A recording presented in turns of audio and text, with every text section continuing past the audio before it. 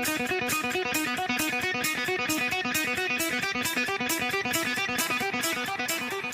the first pick, Thunderstruck!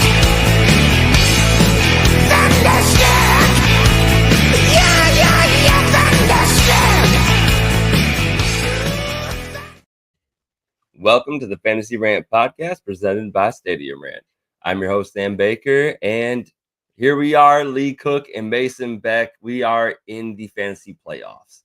It has come quicker than I expected, but it is upon us. Congratulations to all the teams out there that have made the cut. And if you didn't, now's the time to pay attention. NFL teams are showing their true colors, like what their identity is right now. And that's worth paying attention to for next year. So make sure you're paying attention throughout the end of the year. Read those tea leaves in the offseason, make some moves. We are going to be with you throughout the offseason, so make sure you're paying attention. Before we get into the Week 15 rankings, big week, got to get through all of these. But Lee, talk about the redraft league, man. Your son, how'd it go? So a really good lesson to learn in his first fantasy football season. 0-4 to start the season, 3-7, wins 4 in a row, knocks out Brandon last week. He's in as the 6th seed, and he wanted me to deliver a personal message to you, Mason Beck, his opponent in the wild card week. He said, "Good luck." But he that's not what he said. That's not what he said, but he's 11, and I want to give the appearances of being a somewhat reasonably good father. But if he can get by you, we were at the ECU Navy game a couple of weeks ago, and Wolfpacker Sammy was there with us, and he was talking a lot of junk to Jackson, and talking about how he was out already, no competition. And he definitely remembers that. So if he can get past you, he's going to make Sammy eat his words next week. I love it. Yeah, well, I also said early in the season or something, after I beat him, I told him how I'm here to end his playoff comeback dreams, and then here he is playing me. So could be very fun. I'm also playing in that league, wild card weekend. So hopefully at least between me, Jackson, and you, we'll have at least 2 of the 4. We'll have one, obviously, with either you or Jackson in the semifinals. I love it. I hope for nothing more than for him to kick Mason out of the playoffs. That'd just be, icing on the cake. It would be great. I am just a little bit, obviously, it would be a great story, but if I somehow made a run, he made a run, and we played him in the finals, it would be very bittersweet either way it went. But we got a long way to go to get there. I think the best way would be I knock your son out, and then I knock you out later too. I think that would be the ideal way for this to go. I will avenge him. I will go in and edit your score. And I'll say nothing. Let's get Mason out of these playoffs. That's right. All right, so let's go into the Week 15 rankings. A lot to get through here. We're going to start off with the quarterbacks. I'm going to go through top 5 right here. Josh Allen heads to Detroit. Lamar Jackson to the Giants. Jaden Daniels to the Saints. Jalen Hurts has a home game against the Steelers. And then Joe Burrow at Tennessee. That is my top 5 personally. But Lee, you had a different top QB than Mason and I in Josh Allen. Who do you have ranked number 1? So you're going to call me a homer. I'm going Jaden Daniels this week. The Saints have struggled mightily against running quarterbacks all season. We really started to see the early season Jaden Daniels a bit more against the Titans before the bye week. Now he's had a bye week. This is with the Rams upsetting the Bills, with Philly next week. This is a hugely important game, and I expect that Washington to have a really large advantage in time of possession, and I do expect Jaden to do a little bit of everything. I'm looking for at least 80 yards rushing, along with probably 250 in the air, 3 total touchdowns, maybe 4. I mean, I think you're a little too homer in that. I was honestly going to be a little lower on him, um, just because I don't think Washington. I mean, obviously Daniel's last 2 weeks that he's played has put up great fantasy numbers. Uh, I don't know. I just think Washington is not going to do that every single week. I think they kind of take a step by. I only put them up at 4 a little more because one, of course, the rushing upside, and two, because the bye week. That gives me you know, he's had 2 weeks to prepare for this game, so like I could see your argument, but I'm trusting other guys with I think better matchups. The only thing that scares me is that I would be much more confident if it was Derek Carr on the other side. I would. It does scare me a little bit that it's possibly we just dog walk them early on. J.K. or Spencer Rattler aren't able to do anything. But and we got Marshawn Lattimore very likely to play in his first game as a Commander against his old team. I see him locking down MVS. No Taysom Hill, no Olave. I mean, we know that they've got no weapons other than Kamara. So we'll see. But I think they'll do enough. I really think it's a time of possession thing, and it's going to be the rushing yards that are really going to buoy him this week. Yeah, I mean, he was on a hot streak heading into the bye week, 32 points and 27.6 points in 4-point per passing touchdown leagues. But you got to what I was going to say. I don't think Carr plays this game. I think that you guys run away with it early. And the Saints right now are 29th against running back. I think this is more of a Brian Robinson week. And Jaden Daniels, if he can get it done early, will still have a great week. Obviously, don't hear what we're not saying. We all have him ranked in the top 4. Definitely fire up Jaden Daniels. But something you said just to touch on, because I do agree. I think the running backs have a big game. If the game goes that way, which I am hopeful it does, if you're desperate for running backs, Chris Rodriguez looked really good. Obviously, it's tough relying on Chris Rodriguez in the playoffs, but these junk guys can get you there. I would expect if the game goes that way, him to have at least 10 to 12 touches in the second half and could at least be a flex. Chris Rodriguez or Jaylen Warren? Warren plays against the Eagles, so tough matchup. Jaylen Warren. Mason? You said Chris Rodriguez? Chris Rodriguez or Jaylen Warren? Jaylen Warren. All right. We are going to get to the next, bigger quarterback that we had a disparity on. Well, let's get through your guys' rankings as well for the top 5. Mason, you had Josh Allen, Joe Burrow, Lamar Jackson, Jaden Daniels, and Kyler Murray. Lee, you had Jaden Daniels, Lamar Jackson, Josh Allen, Joe Burrow, and Kyler Murray. Murray was pretty interchangeable. Right. That Kyler Murray was my 6th quarterback. So we all had the same top 6, except actually Lee, your QB6, throwing you in the hot seat twice in a row to start off the show here. Brock Purdy at number 6. I personally have him at QB 10. Mason at QB 9 this week. What do you see in Brock Purdy heading to home game against the Rams? Yes, Lee. What good things do you have to say about Brock Purdy? I saw Josh Allen score 6 touchdowns last week against the Rams defense. I saw Isaac Guerrero go down with an injury. There's nobody else really in that offense. We'll see. Can the Shanahan magic continue? Does Patrick Taylor come out and score 20-plus fantasy points? I doubt it.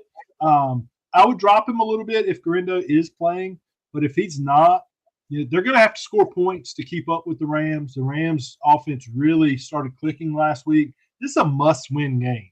To have any hope for the rest of the season, you have to beat the Rams tomorrow night. And I think Purdy, with the weapons that he has to throw the ball to, Juwan Jennings, George Kittle, maybe Debo, squeaky wheel, he comes out, he tweaks that. I do expect him to get more targets, more touches. And I could see at least I'm going to put a number on it, 285, 3 touchdowns, and throw it in like 20 yards rushing, 25 yards rushing. Wow. Thank you for the Brock Purdy praise. I do appreciate it.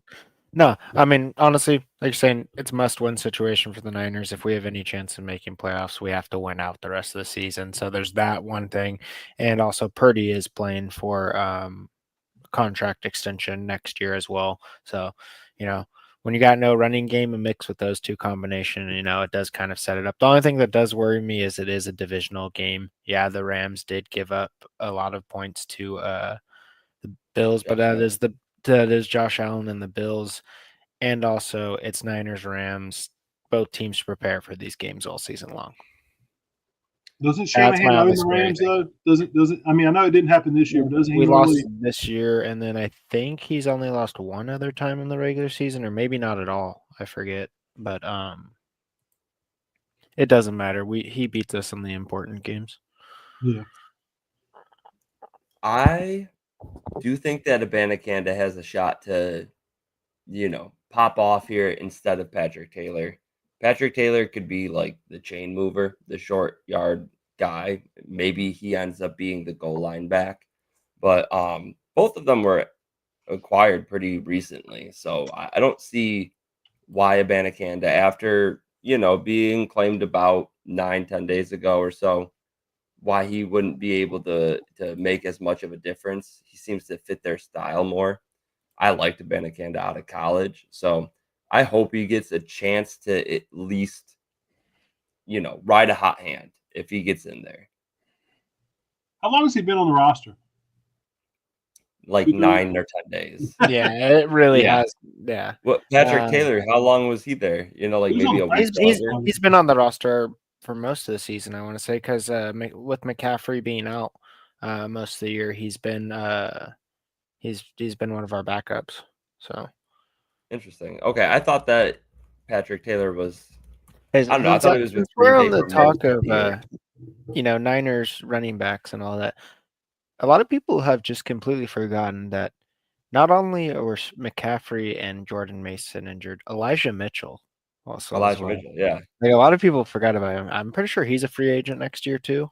Jordan Mason's a free agent next year too. So Niners backfield's gonna be weird. Yeah, I don't think he re-signed the way Garindo looked. I don't think he re-signed those guys. I think he's your primary backup next year. No, Mason's gonna go get a decent contract somewhere. Um, Any update? I tried to look for it earlier. Did Garindo practice today at all? Limited fashion? Anything? I don't I didn't think really get the chance to look today yet, but listed questionable for Thursday has been. Yeah, I heard other analysts say this because they have the Thursday night game. They're not required to report. Like I don't think they have a practice today since they have a game tomorrow, Yeah, so they probably don't wouldn't have have to walked. report anything. It's just based off the Wednesday practice and now what they list him as, just as questionable. Yeah, I mean, I'm not riding with that in my fantasy playoffs. There's no way I risk throwing him in and then getting a goose at the running back spot. I just can't do that. So I would rather throw in Patrick Taylor than Isaac Arendo at this point, especially hoping that he gets the goal line work as the bigger back. But yeah, I wouldn't be expecting big things from Taylor other than maybe 40 to 60 yards with a touchdown. yeah, I mean, I think Gorindo, they just haven't officially announced him out, just so maybe the Rams are still game planning against Gorindo. That's kind of what there's no, he hasn't practiced. And I mean, with foot sprain, only 3 days rest, 4 days rest. I don't see how you play. Shoot it up with cortisone and get out there, man. This I could be mean, a you season. could, but also as a guy that when we're down to our fifth string running back, like I would rather him be healthy next week. There is no tomorrow. We may not be alive next week. And That's your true. We 49ers may be definitely. eliminated from the playoffs after tomorrow, so who knows? I really am trying to look for like other differences, but Lee, you keep on having the player that we're gonna talk about next. Last guy here, and I am curious to hear your opinion on it. Anthony Richardson, he is going up against Denver. He heads to Denver for the game. You have him ranked as 16th. Mason has him as 19th. I have him at 21st. what makes you a little? Is it just the rushing upside and the potential for a boom game, or Yeah, I mean, I don't think you have when we get to that point in the rankings, just kind of comparing him to some of the other guys. I don't know that he's gonna. I mean, I wouldn't bet on him to have over 150 passing yards, but I definitely, 100 yards rushing, 2 rushing touchdowns is within the realm. He gives you that. I'd be I'd be nervous as a whore in church starting him in the playoffs, yeah? but there's just that ceiling, especially if you're an underdog. Let's just say you're playing somebody who's already favored by 10, 15. They have a couple of good performances Thursday night, and you need to swing for the fences. I would just I would much prefer him over a couple of guys I have under him. Geno Smith, um, Caleb Williams. That's what I was looking at Even right now because like this range is the streamable range. Right now I'm looking at sleeper Richardson rostered in 53% of leagues. Jameis right below him is your ranking in 41% of leagues, and then Caleb 66. Gino would probably be the most next available, 56% of leagues. So all the guys over 50%, but streamable. You like the upside though for the fantasy playoffs. I do. I mean, you look at the 3 games since he's been back. I mean, he had 30-point performance against the Jets, only 13, 12.98 against Detroit, and then a 27-point performance um, against the Patriots. And I mean, a lot of that was on the back of 3 rushing touchdowns, at least 30 yards. The attempts, at least 9 rushing attempts, 10 in 2 of those games. So I mean, I'm looking for him to be accurate. And the other thing, we do know he can hit the deep shot. With Josh Downs being back, hopefully, you open up. It's not going to be Pittman, but Adonai, Alec Pierce. You're going to be throwing some of those deep shots. Maybe he hits one to go along with that rushing floor he's going to give you. Yeah. I mean, I love Anthony Richardson. I hope he continues to develop. The passing work just hasn't been there. And Denver's such a stingy defense. It's hard. But I do think that if anything, it forces him to scramble more. And then kind of to your point, the rushing upside could be there. Yeah. All right, let's move on to I actually want to jump in with the quarterback. Yep. Drake May. I think it's a good week to start him. May's kind of going under the radar. I have him ranked at I believe I have him at 18. You have him at 20. Lee doesn't have him ranked in his top 20. The rushing upside for May has been there. You look at it, he has, since he's became a starter, he's gone 38, 18, 46, 95, 24, 27, 26, 59. Some of those games aren't anything too impressive. Some are pretty solid. He's adding a lot of points on the ground. The Patriots are really moving the ball kind of well. They're still not winning games because I'm pretty sure they're tanking pretty badly. I kind of think that's what's going on. But I mean, they're coming off a bye as well. They've had 2 weeks to prepare for this Arizona game. I think it's going to just be a good situation for Drake May. I think kind of, in those back end streaming type of quarterbacks, he's someone who you could be looking towards. Only rostered in 23% of redraft leagues right now, or one QB redraft league. So I think just the rushing upside gives me enough excitement to kind of do it. In Arizona, I think that this will be a competitive game with a lot of passing. Even though Arizona is, pretty decent against quarterbacks this year. That's the only thing I was going to bring up is that Cards are 7th against QBs and wide receiver for schedule adjusted. If you guys don't already know, we talk about it a lot, but schedule adjusted just factors in your opponent's averages throughout the year. So at this point in the year, it's a strong tool to use. Really but kind of basing it off that, like the only 2 things, like I have him ranked as 18. The last 2 times he's played against 3 teams since he's really started that have like tough defenses: the Jets, Chicago, and Miami. And Chicago and both Miami, he finished 16 and 17. So that's why I kind of got him ranked, 18.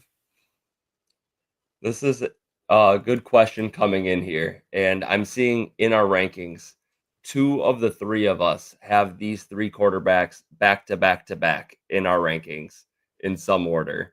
So actually, same order for me and Mason. I have Bo Nix one spot ahead of Tua, and then Brock Purdy one spot behind him. I personally will roll with Bo Nix right now. It's a favorable matchup against the Colts. Um, he's been popping off. He's been consistent. It's crazy to say, but I would roll with Bo Nix this week. I mean, I love Bo Nix.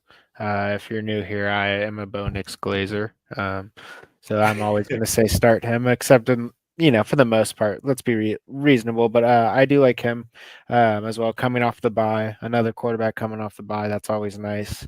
And just going against Indy, who Drake May had a pretty decent performance against.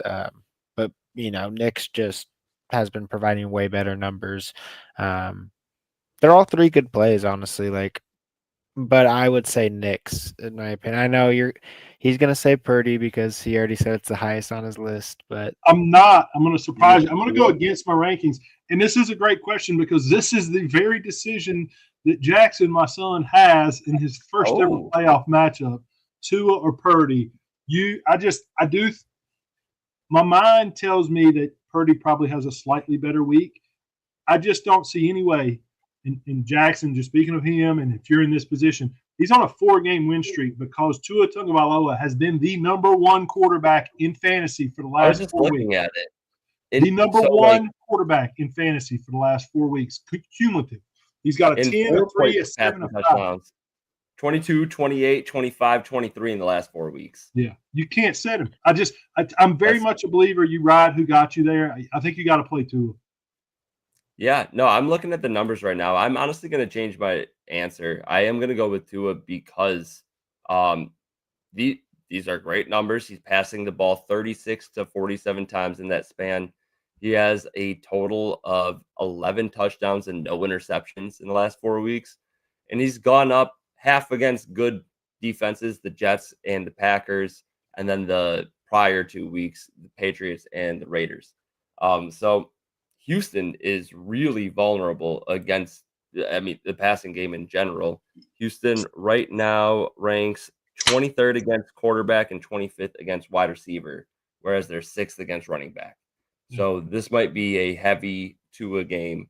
Tua's popping off. I really hope that he can just stay healthy for the long term.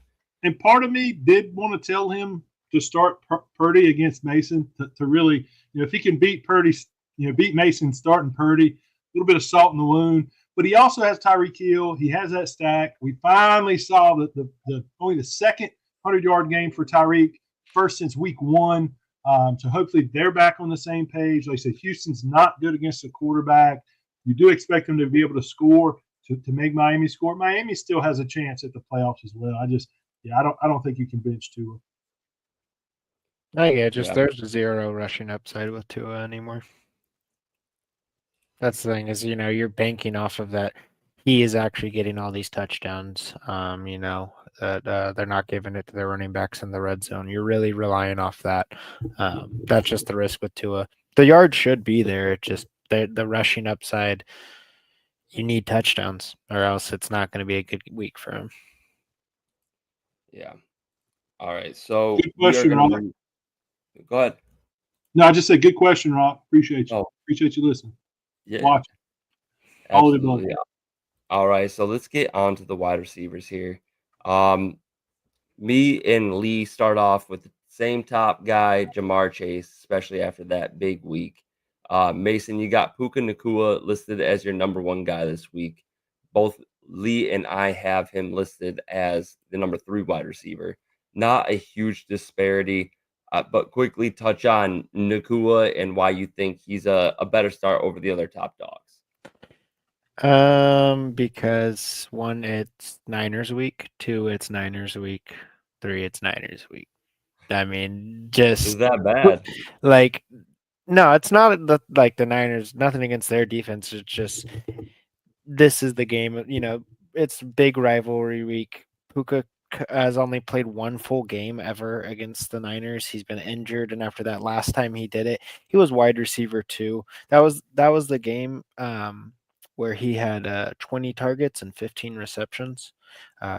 That was the only full game he's ever played against Niners. Week 18 he came out halfway through the game, played 43% of snaps, already had 6 targets. He lights up the Niners. They've been talking crap all week. I mean, Stafford last week in the locker room immediately said, "Let's go beat the Niners now." Like, that's just the banter's there. Puka's going to ball out. He's probably going to get 12 receptions again and just torch the Niners defense all game. It's just probably going to happen. Anything to add, Lee? I could see it. I just, the other guys don't, and obviously, T. Higgins, against Jamar Chase, but the other guys just don't have that threat at running back and receiver. Where Cooper, it could be a Cooper Kupp, Kyron Williams game. We saw how hyper targeted Puka was last week, and it was an amazing performance. Just feels like he's due to come down to earth just a little bit. But this could be another really high scoring game for the Rams if the Niners can hold up their part. So I mean, I don't hate it, and I don't think there's a ton of separation, but I do think Chase and Jefferson are just a little bit ahead of Puka. Yeah, I mean, San Fran's been pretty tough against wide receivers on the course of the season. 5th against wide receivers for schedule adjusted. I do think that obviously Nakua is the center of the offense, but in comparison to wide receivers, San Fran 21st against the running back. I could see it being a Kyron game. Him, falling in the end zone a couple of times in this one. So not to spoil it, but I got Kyron ranked pretty high this week. Let's move on though. Quick question before we move on. It's a quick question for you guys. I know this is just a 1 week rankings episode, but I think it's an interesting time to say, where are you at? Wide receiver 1 for dynasty purposes. Chase, Jefferson, picking somebody up? Yeah, Chase. Bengals have no defense. They have a phenomenal passing quarterback. Chase can get it done downfield, like with the air yards or after the catch. So I'm rolling with him as long as Justin Jefferson doesn't have a locked in stud. Same, Mason? Chase for your wide receiver 1 for dynasty? Chase is my wide receiver 1 for dynasty, just because the quarterback's more locked in. I mean, I think Justin Jefferson and Amon-Ra are the best wide receivers in the league, but I mean, Joe Burrow's throwing the ball to no doubt top 5 talent wise in the NFL for a wide receiver. Why wouldn't you take him? I would go Jefferson because I do think he's slightly, and I mean, we're splitting hairs. I think he's slightly more talented than Jamar, and they're both, uber talented. But the other thing, I hear you on the quarterback. I would say that we'll see, but I do think there's a distinct possibility Zach Taylor is let go, and you have a whole new coaching staff and a new offense to learn, and KOC is locked in. So Jefferson's not going to have to learn a new offense, and we've seen how quarterback friendly, how much they've elevated Sam Darnold. You have to think that, and maybe I'm crazy, I didn't like J.J. McCarthy, but the way that Sam Darnold's been elevated in this offense, I have to think when he's fully healthy, he's going to be able to at least play at the level Sam Darnold's played this year. And I know that might be a big assumption. That's my assumption. Yeah, I mean, he just wasn't relied on at the college level, but it's all speculation at this point. Let's get back to week 15 here. Lee, I'm gonna send it back your way. Just run through your top 10 because that's pretty close to what we all have, except for one guy I'm seeing in there. But we're gonna kick it to Mason after this. Who's your top 10? So maybe a bit of an outlier or whatnot, but I do have Jamar Chase, at 1, Justin Jefferson at 2, Puka at 3, Amon-Ra at 4. We got Nico Collins at 5. We got Garrett Wilson up at 6. Tyreek Hill at 7. Jawan Jennings at 8. Drake London at 9. Cooper Kupp at 10. There is one guy that I want to talk about in those rankings later, but right now I'm interested. I thought I was going to be the highest ranked on Courtland Sutton when I made my rankings, but Mason has Courtland Sutton back he's wide receiver 8 for you right now. We both had Bo Nix ranked pretty high, but I am curious. Top 8 wide receiver for Cortland Sutton. What are you reading in these tea leaves, Mason? I mean, I'm still just thinking off the bye week. Like I said, a lot of time to prep for both of them. Cortland Sutton, since he kind of really turned it on, week 8 against Carolina, wide receiver 21, then wide receiver 6, wide receiver 6, wide receiver 26, wide receiver 2, wide receiver 24. I mean, he's had top 10 numbers 3 times. Half of his games are top 10 numbers coming off of a bye week. I think that just gives him a situation to put up another top 10 numbers. Indy's, not the easiest matchup, but I still think that Sutton should be getting enough targets. I mean, just if you look at it, it's in this period 11 targets, 10 targets, 9, 8, 10, 9. The targets are going his way. Bo Nix loves him. He's by far his number one guy. So it's going to keep going either way. And PPR leagues for sure. In FPPR, it is a little more risky, but I mean, well, I don't know because he gets the yards, he like does get the yards too. it doesn't necessarily rely on just the high target and reception volume, which he does have. But yeah, I was just looking at it. Funny enough, if he had the bye week this past week, so if you factor that in, he is exactly wide receiver 8 since he started turning it on in week 8. So a lot of 8s being thrown around here, but if you take that bye week out, you just go, who had the largest average from week 8 to week 14. He is wide receiver 5. So I was also very high on him. I like this matchup. I think that he can put up numbers against Indianapolis right now, middle of the pack against wide receivers at 17, 22nd against quarterbacks, 24th against RBs, 30th against they're a bad defense. They're going to be points to be scored, and Sutton is the engine in this offense right now. So I like Sutton a lot. I was surprised to see anyone have him ranked higher. Lee, though, Do you you got to know give who your I am? rebuttal because you got Cortland Sutton buried at 27.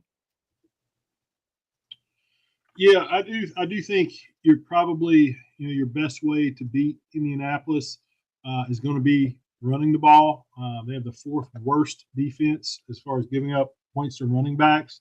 I think this is going to be a run game. If Bo Nix is going to deliver, I think it's going to be on the ground. I look for, and this is a guy I don't have in my rankings, but just kind of talking it through. Again, you can't really play him.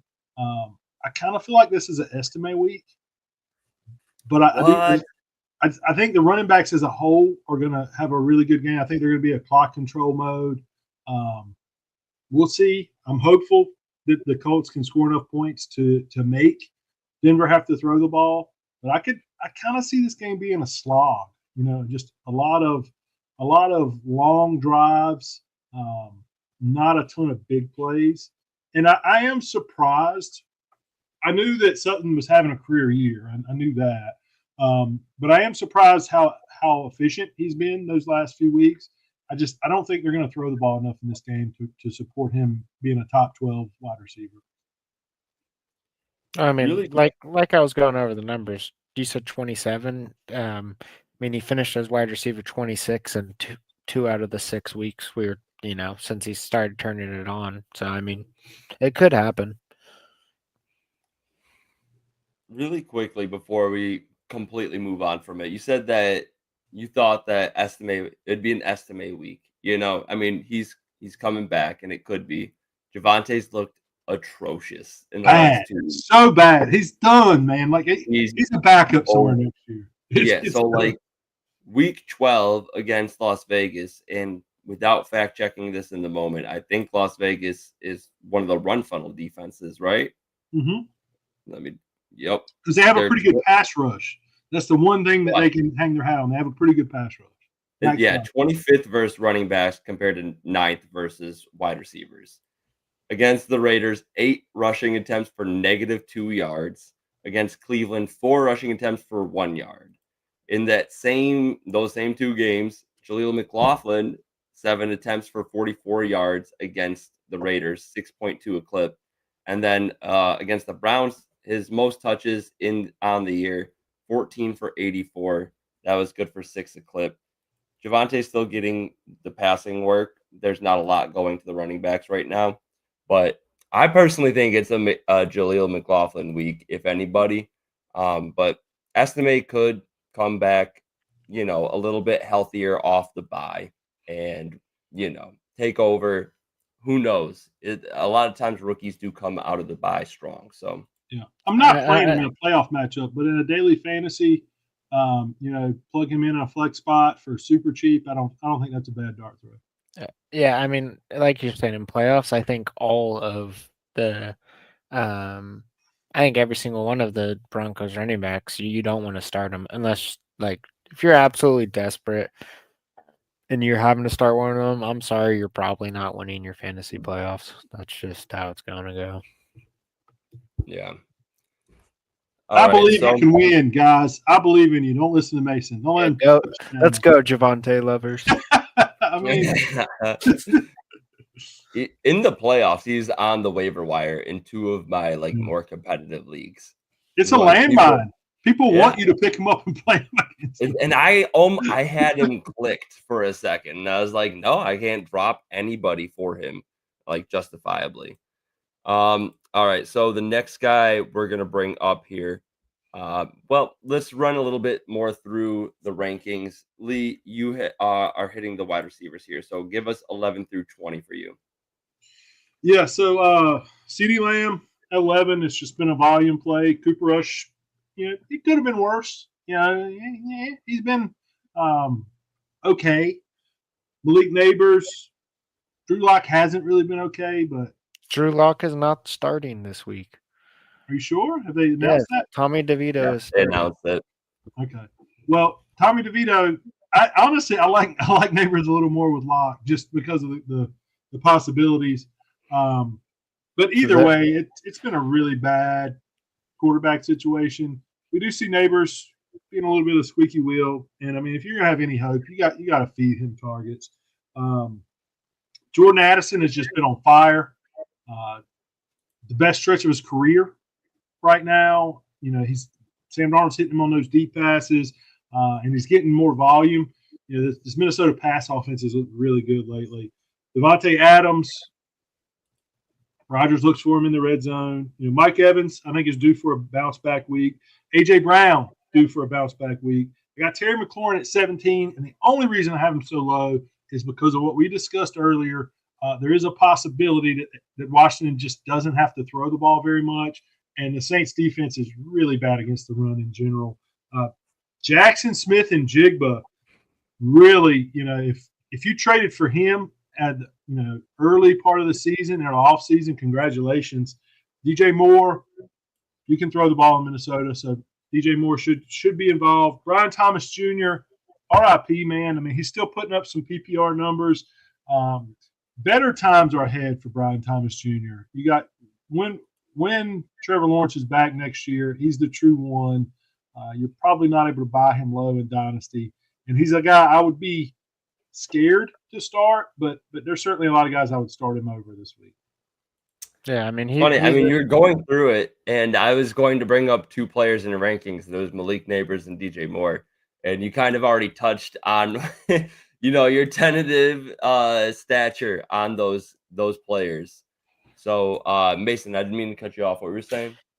No, you're good. Like, I mean, Brian Thomas really is a shot in the dark with Mac Jones. I mean, Mac Jones looked good against Houston when he came in, weirdly enough. But I mean, don't buy into that hype. He looked terrible before. Brian Thomas, was looking like he could have been a potential league winner at one point this year.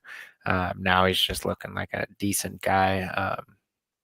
Yeah, I mean, there's a lot more people. There's a lot of people I'd rather start him over though. That I've seen in people's playoff lineups. I'd rather take Brian Thomas Jr. over.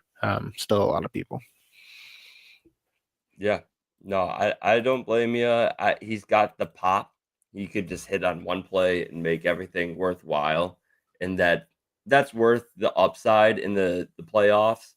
I just do think there's a decent amount of players this week that have some upside, while still having some type of baseline.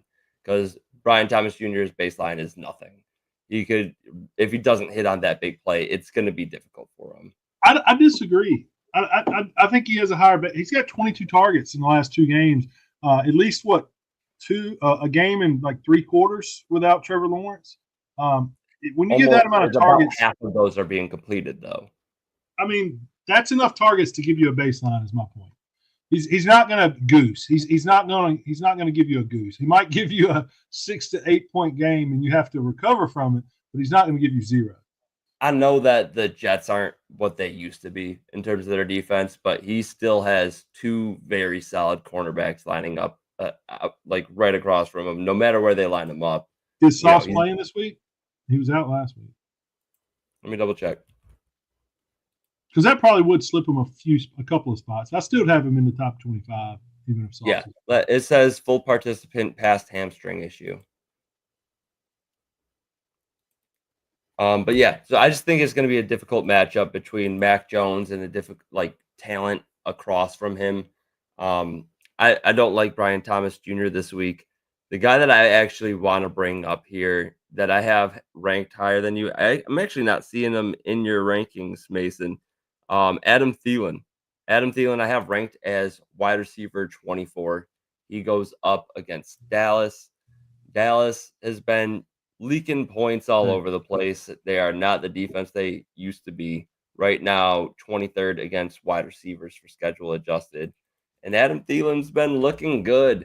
I brought it up on an earlier podcast, maybe a week or 2 ago. I apologize for the early call because I think I told on the waiver wire video to pick him up in week 10. And he had, missed another game, week 11 bye.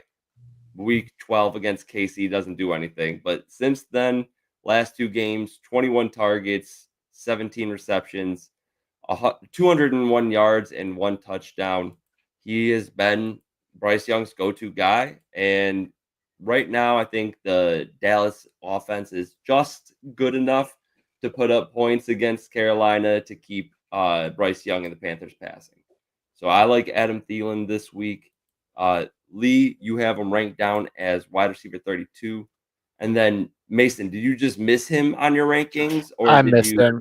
Yeah, because I was looking at it, I was like, what? Like, I definitely would have put him in there, and I have Leggett as 47 or 48. And obviously I think Thielen's going to do better than Leggett. Where would you slot him in?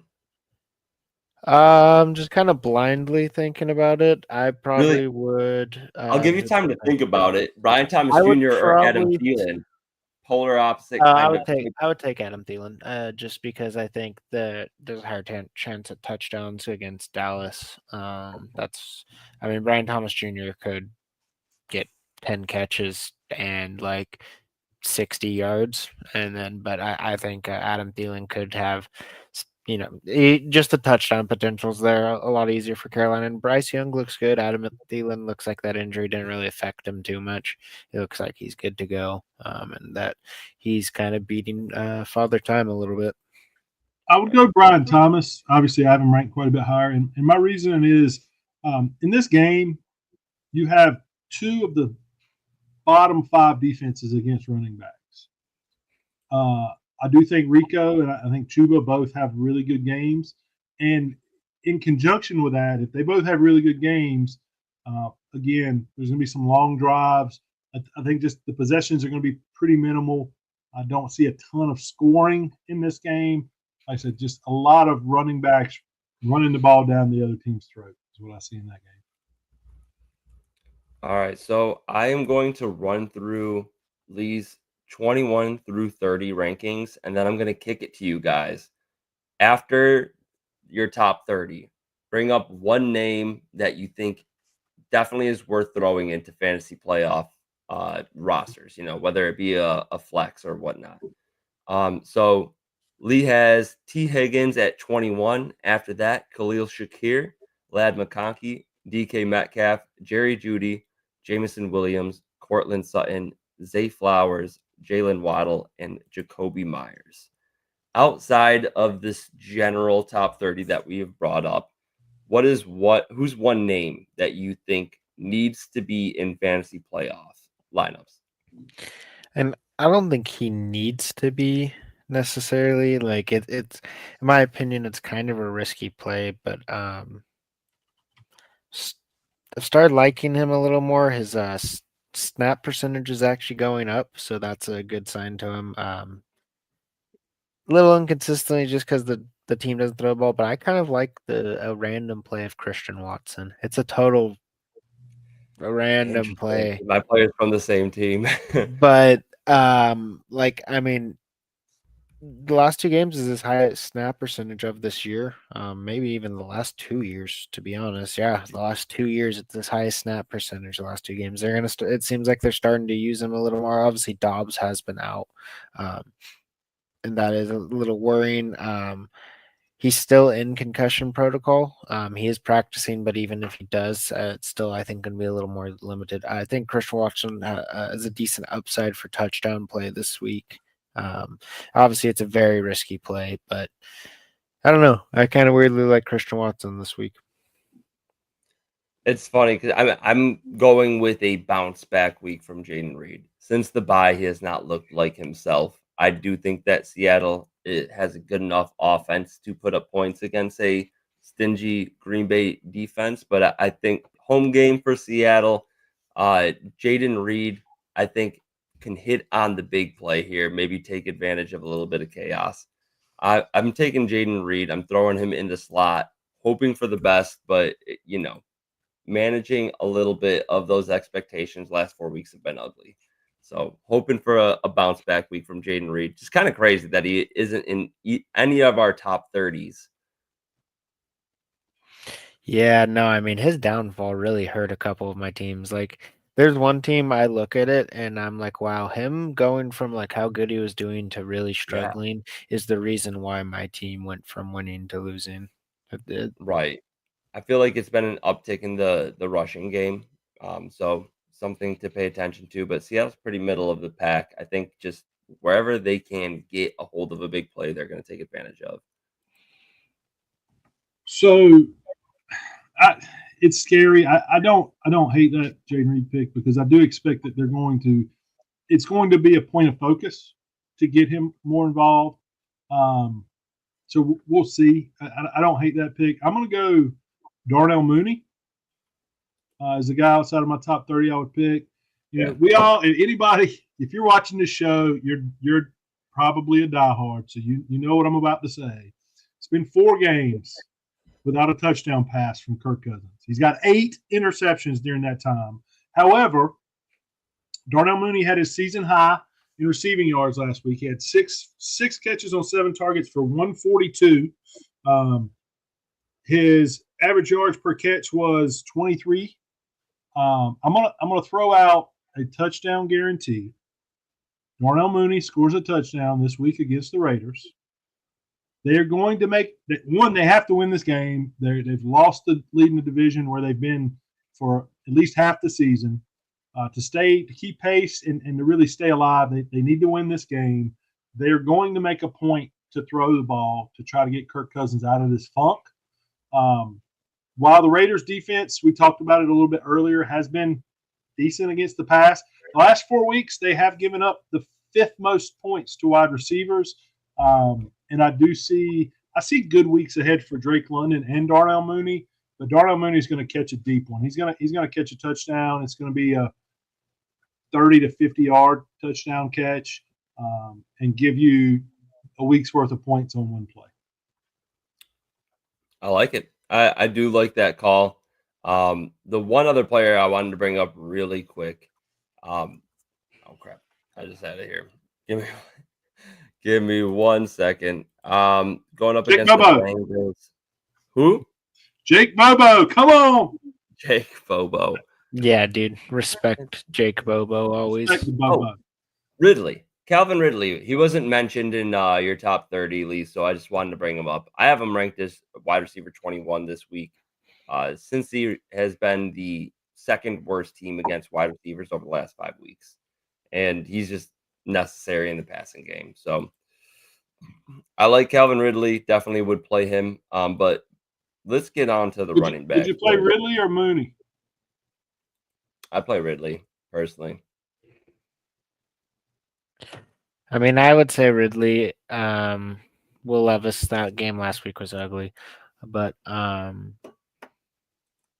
don't know. Just Kirk Cousins looked bad. I mean, if Kirk Cousins, the only thing, I mean, last week against Minnesota, Minnesota was last week, right? Yep. Yeah. Yep. We were expecting Kirk Cousins to come back, to revenge, return home game against his former team. He did terrible. If Kirk Cousins does bad this week, there might be a lot of talk of Penix coming in. He's been bad. Like they went inside and all this money to this guy, and he's looked bad these past couple weeks. I don't really see that changing. Darnell Mooney's just start to the season might have just been a fluke. We might not ever see the return of Darnell Mooney to what he was doing. Kirk Cousins, to your point, and kind of against mine, Kirk Cousins has set his career high in interceptions already with 4 games left. Yeah, he doesn't look good. Last quick point on Calvin Ridley. Playoff schedule looks great. Cincy, Indy, Jacksonville, all bottom tier defenses against wide receivers. Let's dive into running backs, though. Oh, man, I am playing against Derrick Henry in 3 fantasy playoff matchups, and he scares me to death. He is both Lee and I's top running back. Mason, you have Barkley and then Henry. No big difference there. But Mason, why don't you run through your top 10 here? I have Barkley, Derek going up against Pittsburgh. I'm not going to say all the matchups, whatever. Derrick Henry, Bijan, Joe Mixon, Devon Achin at 5, Josh Jacobs 6, Gibbs 7, Chase Brown 8, Kyron 9, James Conner 10. Those are my top 10. I have Barkley as one just because I want him to smoke Lee's son this week, so I'm gonna manifest. That's Saquon why. Barkley. Yeah, because I'm manifesting Saquon Barkley having a RB1 week. So You ruined a childhood dream. That's what Mason's about here. Just to make that clear. What a pick. What a pick. No, everybody out there that's listening, we're all rooting for Mason to get smoked. So Saquon better have a bad week, and that goes against a few of my leagues. But no, We appreciate your support. Man. Say it again. We appreciate your support. That's right.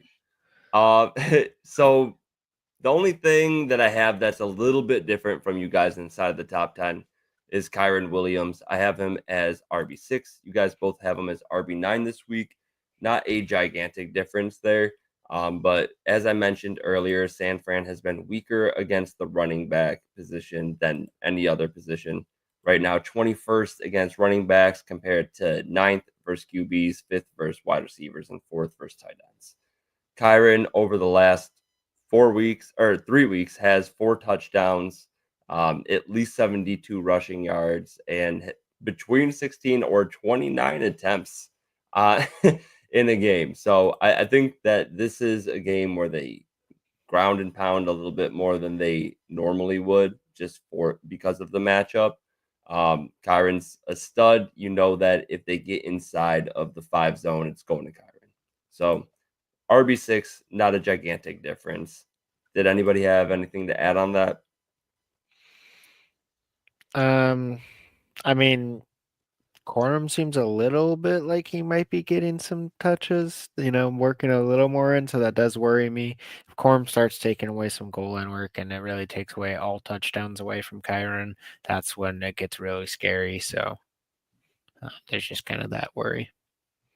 Right. I mean, they smoked the Saints. Excuse me. So Corum ended up coming in a little bit of mop-up duties, was very productive. And then last week, he matched his season high with 8 carries in the game.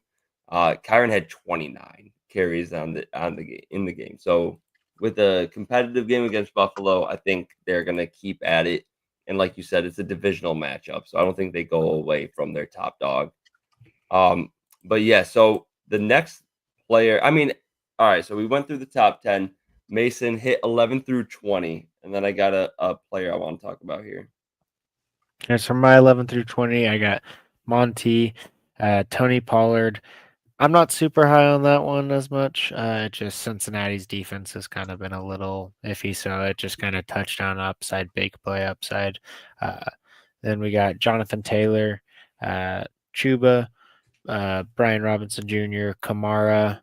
Then I have at 17, I have Niners running back. Honestly, whoever it is, I think that's a good, just Niners. I think they'll probably get a touchdown or at least enough carries to make up for it and passing work, hopefully. The 18, we have Rico Dowdle, 19, Zach Charbonnet, and 20, Aaron Jones. Is Kenneth Walker for sure out yet? Is that Everyone's official? ranking him as Yeah, if he is. yeah, because that's what as I honestly have not paid attention to him as much.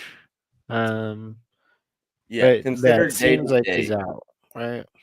Coach Mike McDonald said Wednesday that Walker is day to day, but his status to be determined for Sunday's game against the Packers. Not promising. That could hurt if he is healthy. I think that will hurt Charbonnet considerably, and then make neither of them, a promising fantasy start. So Quick question, that yeah, because I came at the end there, but so you're talking about Kenneth Walker, and I know I've been throwing this back this way, but Dynasty, would you rather have Kenneth Walker or Charbonnet right now? I Kenneth love. Walker, because the Yeah, I name mean, I value's there and love the work rate. Charbonnet and Walker coming out of college, but it's still Walker. When he's healthy, he's the guy. Because does he got one more year, or is this the last year of Yeah. his rookie deal? I mean, I'll double check, but I'm pretty sure he's got another year. He's got one more year. Second round Yeah, picks. this He is was his a third. second round pick. They get 4 years as well, right?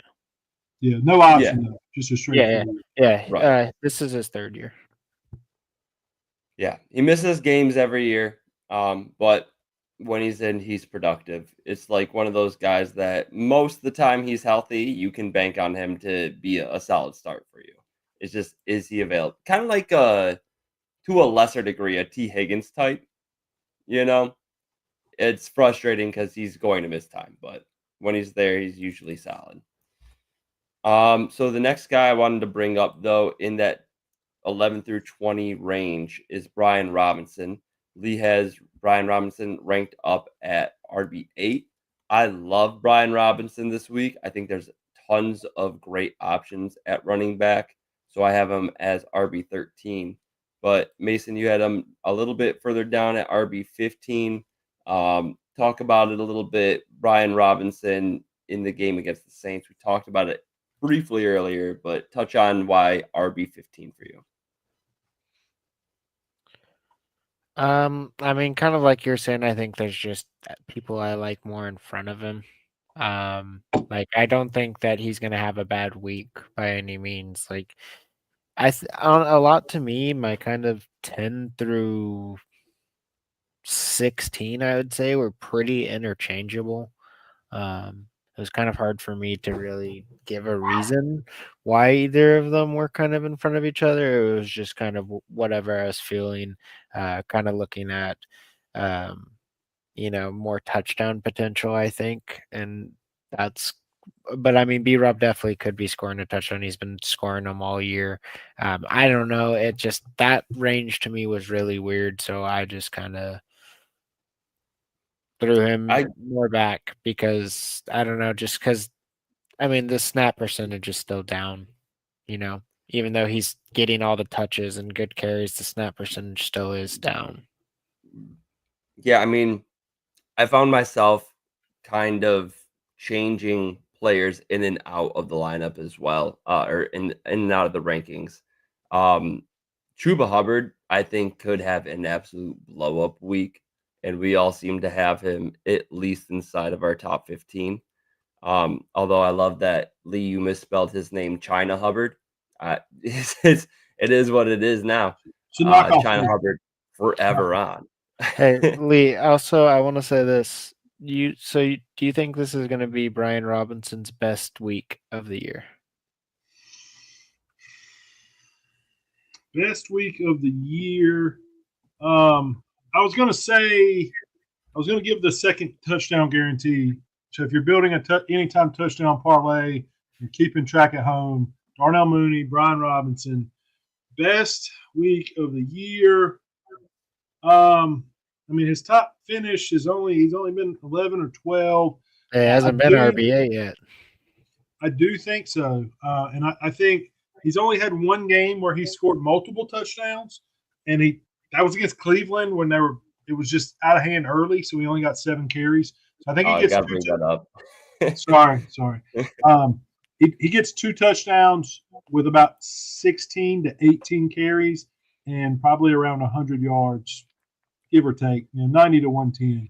So yeah, I'm gonna say it's his best game. You're such a homer. Hey, but he has a better game than any San Francisco running back does this week. I would hope so, dude. We're down to our 5th string. Yeah, no, it's difficult to say. I do think Brian Robinson will have. Yeah, I mean, he's got a lot of weeks right around that like 15 to 18 point range. Yeah, I do think it's Brian Robinson game though. I would agree. I think he has his best week. Let's hit Dan, yeah. Real quick. Time, and then let's answer a couple questions before we move. Thanks for the radio listeners out there in Atlanta. Yada yada, and hit it with the question. All right. So Tyler Lamb, I think he's a longtime listener, first time caller, would like to know if Chase Brown finishes as a top 5 RB. And if he's talking season long, he finishes as a top 5 RB. No, he's at 11 now. That's quite a hill to climb. And you've still got Denver and Pittsburgh on the schedule. So I'm going to say he's going to finish very close to RB1. I think he'll maintain where he's at, but RB5 is asking too much. I got RB8 this week, and so does Mason. You're a little bit further down on the board at RB10. It's definitely possible, but Tennessee is a pretty solid defense all around. So right now, I'm not banking on Chase Brown for that top performance, but I do think that overall he's going to be a solid play in and out. For the week, I guess that would make more sense since we're talking about just the week. Yeah. Maybe. I'm going to give you a solid maybe. Amazing analysis, Lee. Mason? Does Chase Brown finish as a top 5 RB on the year? I think it's this week. This week? I mean, I was gonna say I read it as a year. I was gonna say no way, probably for the year, unless he just had a RB12 right now, but he does have a tough matchup against Cleveland and Denver. Cleveland's only been tough against running backs this year. And Pittsburgh. Yeah. I mean, it could. It just depends on the passing work, how much it's going to him. I think it's going to be a lot more of a pass heavy game for the Bengals, like it always is. That's just kind of the risk with him is he going to be the one getting all the receiving work, or is it going to be going to all towards T. Higgins and that? I feel like he's going to be pretty much getting a touchdown every single week. So there's always that, just because the way that how explosive the Bengals offense is, their running back will score. It's risky, I'm still starting him no matter what, but like there is chances that Chase Brown is a complete disappointment in the next couple of weeks because he just isn't getting the receiving work. I mean, there's some games where he's looked pretty inefficient, and like you said, I mean, Cleveland and Denver, and then if you do week 18 Pittsburgh, you're kind of relying off passing work here completely.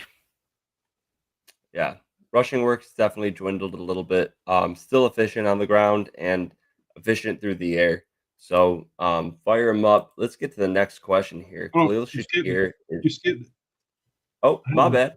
Yeah, I went right to the one below because I thought you did not click it yet. Zay Flowers or Tyrone Tracy in the flex? Great question here. The Giants have been pretty tough against quarterbacks and wide receivers, and I think it's more so because teams get out to a lead and they don't have to worry about their offense catching up, so they're able to just take advantage of the run game, run up the numbers. So Zay Flowers looks like he has a tough matchup, but is it actually that tough? And then Tyrone Tracy is going up against an actually difficult run defense in the Ravens and is probably going to be, Danny DeVito going up against the Ravens. They're going to be chasing the entire game. And outside of this last week for Tyrone Tracy, he hasn't shown a lot of promise in the passing game. This last week, amazing 10 targets, 5 receptions for 38 yards for Tracy. But before that, 2 receptions, 4 receptions, 1, 2, 3. It's not great. So they're going to be chasing. If DeVito checks down, which he's shown he does, I think I will lean with Tracy. Just because of that boomer bust nature of Zay Flowers. I will lean with the consistency in Tracy. I'm gonna go Zay Flowers, honestly. Tyrone Tracy's really kind of he's very going to be touchdown dependent this entire playoff run with DeVito or Drew Lock, I think, kind of in. And I think especially with DeVito and he's going to go up against Harbaugh in Baltimore. Tough running defense, which has actually struggled against the pass a lot more this year than they have the run. I think just the entire focus is going to be stopping the running game. If they stop the running game, it's DeVito. He's not going to, be the reason why that team would beat the Ravens. So, I mean, they're just going to work on containing Tracy, and that's going to be how the Ravens really run away with this game. Break the tie, Lee. I'm going to surprise you guys. I'm going to agree with Mason. I'm going to go Zay Flowers. I am scared of the Ravens' run defense and the quarterback situation. I actually think Zay Flowers provides more floor. And that may seem a little counterintuitive, but if you look at his last 9 games, he's had double figures in 7 of them. The Cincinnati game, which is kind of an outlier, you would think he would have had a better game in that shootout with Cincinnati. And then he had a poor game against Tampa Bay, which, again, that's a defense that gives up a lot of points to the wide receivers. But at least if in a playoff scenario, especially when the offense could be as bad as the Giants are, if you can give me a floor of 10 points, I can feel safe there. And on top of that, I think he has the higher ceiling as well, because he could go, like he did against Denver, just nuclear, 127 yards, 2 touchdowns. He could have 100 plus and 2 touchdowns. I don't think that's within the realm of possibilities for Tyrone Tracy this week. It's pretty close in terms of their average points per game. I went half PPR to give it, as much fairness as possible. Since week 8, so we have 1, 2, 3, 4, 5, 6, 7 games. Zay Flowers has 12.6 points per week. Tyrone Tracy has 13.6 points per week. They both have games where they've had that boom. Like we've seen Tyrone Tracy in that span go for 22 points, 16 points. A week before that span, 19 points. Zay Flowers has the one boom game against Denver with 27. Other than that, 15 or less. And he hasn't topped 11 points in the last 4 weeks.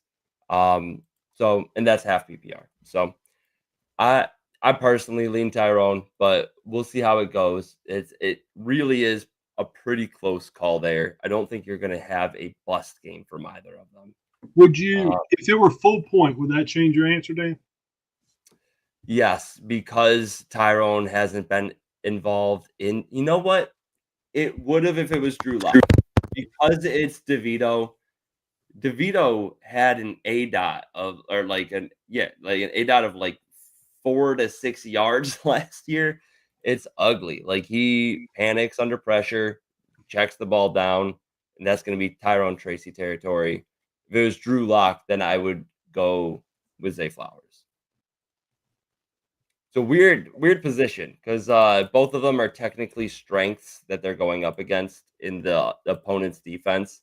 But one of them is because one is good, and one is because one gives up so much points to the other positions. Yeah. It's like the Panthers last year gave up a really low amount to wide receivers because exactly. I try to keep myself from going on another tangent, but that's exactly what I was going to start talking about next. I'm not exactly sure of the question. Khalil Shakir is Josh Allen's favorite target. Who is Cam? And then he said ceiling or floor. I don't know. He was He talking answered with to floor. the other dude in chat. Okay, well, I don't know anything that's going on in the The chat. ceiling is the Clearly, roof. The ceiling is the roof. thank you, Lee. I Yes. needed that. I'm grounded now. All right, so I'm gonna sprint through the back end of Mason's rankings for RBs, 21 through 30. He has James Cook, Najee Harris, Isaiah Pacheco, Tyrone Tracy, Ramondre Stevenson, Rashad White, Bucky Irving back to back. That's a pussy way out, Mason. I DeAndre did the Swift, same. Braylon. Yeah, right. You can't put them back to back. You gotta make your No, choice. well, because my thing is that I don't know if Bucky's going to play, and even if he does, there's the injury, which was a back injury. I don't think they're going to be risking him too much to where he's going to, be be a valuable RB necessarily. But then I think it's going to be like the situation we were talking about if Kenneth Walker plays. They're both going to make each other completely kind of. They're Blind. probably both busts unless they get touchdowns. That's the thing. They have a very difficult matchup against the Chargers. So that's weighing in. Right now, if Bucky Irving is healthy, I have him listed as RB20 on the week. If Bucky Irving is out, I have Rashad White listed as RB18 because he would get a higher focus of that work. You're going to see Sean Tucker mix in, but it's not going to be nearly the same percentage as Bucky Irving to Rashad White, as Rashad White to Sean Tucker. So I would, if Bucky Irving misses, I really like Rashad White. And Lee, you mentioned DFS earlier. I think that he'd probably be able to be bought on the cheap since he is technically the RB2 and Irving's up in the air in terms of his status. But yeah, really like Rashad White if Irving misses. With the Chargers being tough across the board, I think they check down a decent amount as well. Anything to add? I had my mind on another one, so I don't really. It's tough. I mean, it's a tough call. It makes it a lot clearer, obviously. If Bucky doesn't play, then you can smash Rashad. If Bucky does play, it's just like you said. How much is he going to play? How bad is the injury? What does that split look like? How much does Sean Tucker get in there? If Bucky plays, kind of like every week, it's scary, but you'll probably get enough not to lose your week with either guy. Right? He hasn't missed a full week on the season. Obviously left last one early, but I wanted to comment real quick on Braylon Allen because I don't have him, and you guys both had him, and I love Braylon Allen. He was my RB1 when we were going through the draft process. The usage for Isaiah Davis scared me last week. Yeah. In a playoff matchup, in a juicy matchup where he should be able to produce. I got a team that's sitting at home now because Braylon Allen didn't produce. I got a 7-leg parlay that didn't hit for a pretty nice payday because Braylon Allen didn't produce. So I'm a little biased against him. Yeah. I don't blame you. It was such an even split for the most part. 54% and 53% of snaps for Braylon and Isaiah, respectively. 10 and 11 carries, both averaged nearly 4 yards per clip, if not 4, and then had 4 and 3 receptions. It's just Isaiah Davis fell into the end zone. And I don't know if that's predictive going forward. But against the Jaguars, both of them, I would imagine, have at least 2 carries inside of the 10-yard line. Yeah. I think just the split and the fact that, the expectation, not just with me, with a lot of analysts and people that have been watching the Jets, sorry anybody's had to all year. With no Breece Hall, we really expected Braylon Allen to be that workhorse. And that not materializing is just disappointing. I agree. I had drafted Isaiah Davis along with Breece Hall and Braylon Allen in our startup this year. and I dropped Isaiah Davis because I was like, well, he doesn't seem to be involved or even an afterthought. So I dropped him, and then I just spent all of my fab to go get him back on the squad because I can't risk that. But yeah, lit. Unless anybody has anything to add, Mason, did you have anything to add to that? No. All right, let's hit these tight ends quick. I'm just gonna run straight through my top. I'll go top 10 and then top 11 through 20. I have Trey McBride against New England as top dog this week. I have George Kittle next, Travis Kelce, Brock Bowers at number 4, Jonnu Smith number 5, shockingly, TJ Hawkinson, David Njoku, Mark Andrews, Cade Otton, and Evan Ingram wrapping out the top 10. I have Brock Bowers not listed as number 1 because it seems like Ritter's going to be starting. Like, this is where we're at with the Raiders right now. Desmond Ridder was semi sort of respectable as a game manager for the Falcons. Like, Falcons in a weak division put up a 7-9 record with him. It's whatever, it's not great. It's not terrible. Do I think that Brock Bowers needs to be set? Of course not. He's still the focal point of this offense.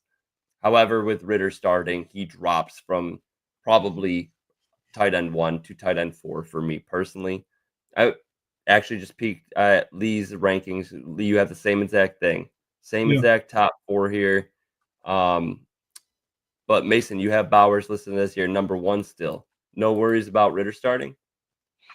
Nah, dude, Desmond Ridder season. I've been a believer day one since Cincinnati. I think that just makes that just invalidates every fantasy opinion you've ever had. I was going to say. You have to cancel you. Take him off the screen. Sorry, we'll see you later, Mason. Although, I was just say, I didn't realize it is Desmond Ridder revenge game. So hey, maybe he does light it up. And I don't know. I just think when you have a quarterback like Desmond Ridder, he should be kind of lighting up his tight end a lot. That's just kind of my thought. Kyle Pitts thought the same thing. Kyle Pitts believers thought but that's Kyle Pitts, man. We got to stop. When are we going to stop believing in Kyle Pitts to be like this was the year for me. Last year, I traded him away in the tight end premium league where I was contending for Evan Ingram because he was popping off at the time, like setting almost the reception record. And then this year, I traded for him in the offseason. Guess what I traded away? I traded the 107, which would have been Brock Bowers, and Jerry Jeudy for Kyle Pitts and Jahan Dotson. Hell yeah. I wouldn't say that out loud again. Fuck me right in my own ass, right? You should say you were hacked. You were hacked to make that trade. I did it on my own. I was like, Kirk Cousins comes in, TJ Hawkinson's been peppered. He's going to come in. He's going to get peppered. There's Darnell Mooney after Drake London. And now do you know Darnell Mooney has more receiving yards than Drake London on the year? Both top 10, and it's a difference of 7 yards. But just did not predict that at all, and did not predict Brock Bowers to be this productive in his rookie season. So I'm just going to say it, and just because we're talking about it, and a lot, there's still going to be a few, but most people are off the Kyle Pitts train. He's going to have a career year next year. He's going to have a great season. Once you get off the train with tight ends, he's going to have a good year next year. He has to. He does, right? Yeah. Luckily, the one league I traded for him in, I have George Kittle. So he was just like my contingency plan. But godly, I hope you're fucking right. I really need that to pan out. Kittle's the best, but who knows how many years he has left. He's Evan Ingram. Kyle Pitts is Evan Ingram. So a late career resurgence is coming. I really, really need that to happen. All right, so we got through the top 5 here. 6 through 10 for me. Did I get through top 10? Hawkinson, Njoku, Andrews, Cade Otton, and Evan Ingram. I think we got through the top 10. So we're going to kick off 11 through 20. Some interesting names here. Zach Ertz is number 11, and I do see him having potential if he gets that touchdown to jump into that like top 8 range. But after Ertz, I Quick got comment Sam. on Ertz, just real Yeah, quick. yeah. The number 2 receiver, Noah Brown, is out possibly for the season. They did sign KJ Osborne today, but obviously don't expect an impact from him for a week or two. So Ertz has been really the 2 option all year, but it's really you would expect a consolidation of targets. So yeah, I like Ertz this week.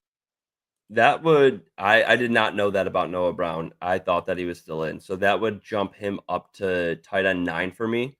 He would jump over Ingram against the Jets and K-Dot and against the Chargers. Chargers right now are number 1 against the tight end position. So again, schedule adjusted. But yeah, that's a tough matchup. I'll take a little bump up for Ertz there. And then after Ertz, I have Sam Laporta against Buffalo, Tucker Kraft at tight end 13, Hunter Henry, boomer bust guy.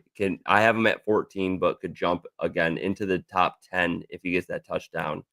After him, Dalton Kincaid against Detroit, Pat Fryermuth, Kyle Pitts down at tight end 17, Dalton Schultz, Cole Kmet, and Noah Gray. And honestly, looking over this, I'm putting Noah Gray above Kyle Pitts. I don't know if it's just me being salty, but Noah Gray's at least been consistent, whereas Kyle Pitts is the definition of boomer bust with far between in the boom. So I'll take Noah Gray bumped up there to tight end 17. I don't hate that. I mean, like the touchdowns, it seems like we do have, if nothing else, and again, I hate to keep taking it back to Dynasty, but love Dynasty. Noah Gray looks like an asset. And his prices obviously went way up, but how much longer is Kelsey going to play? Noah Gray, man. Noah Gray's a guy to think about. Our rankings are almost identical there, and just kind of talking through this, I like one guy that I think we are both way low on is Pat Fryermuth. I think at 17, honestly, rethinking it, no George Pickens, I would bump Fryermuth up to probably that 10 to 12 range. Traditionally speaking, the Eagles' biggest vulnerability has been against the tight end. They've been middle of the pack for the season, but the last 4 weeks, they've been, I think, like the 6th, 7th worst, 8th worst team against tight ends. I look for Fryermuth to really increase his target share. He's been on a little bit of a run with 18 points and 13 points the last 2 weeks. I'm going to make him my 3rd addition to my guaranteed touchdowns. So we're going Darnell Mooney, Ryan Robinson, Pat Fryermuth, 3-leg, anytime touchdown.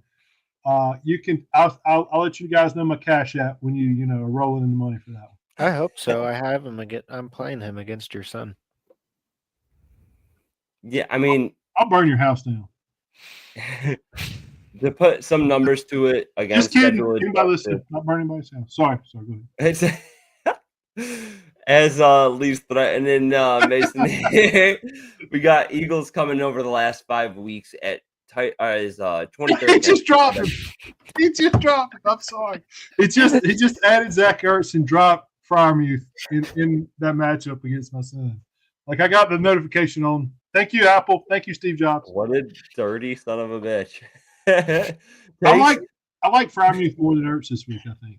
Takes the advice of his father to defeat the son. If you guys are still listening and you've been listening to the whole thing, you know now why we have been saying Jackson's got to take down Mason. He's got to beat Mason. He's got to do it, and then he needs to change the name to like Lee's classic tagline, "Fuck you, Mason." That should be the team name. We're not going to tell his mom, but when he beats Mason this week, he will have a special guest appearance coming next week, guys. I love it. Just to let you know about it, Mason. I need it to happen.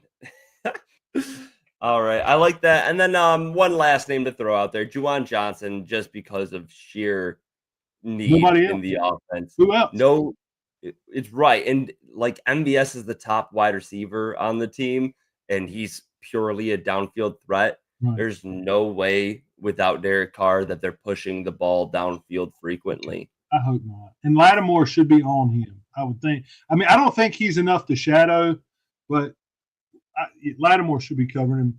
Mikey Sandersteele, the rookie, should be able to cover MVS. I mean, Mason might be able to cover MVS for 10 yards. maybe. Give him a 9-yard cushion.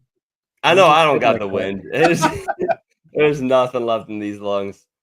All right, that is going to wrap it up, though. We have touched on our top rankings for all of the worthwhile players in Week 15. We wish you the best of luck in your playoff matchups.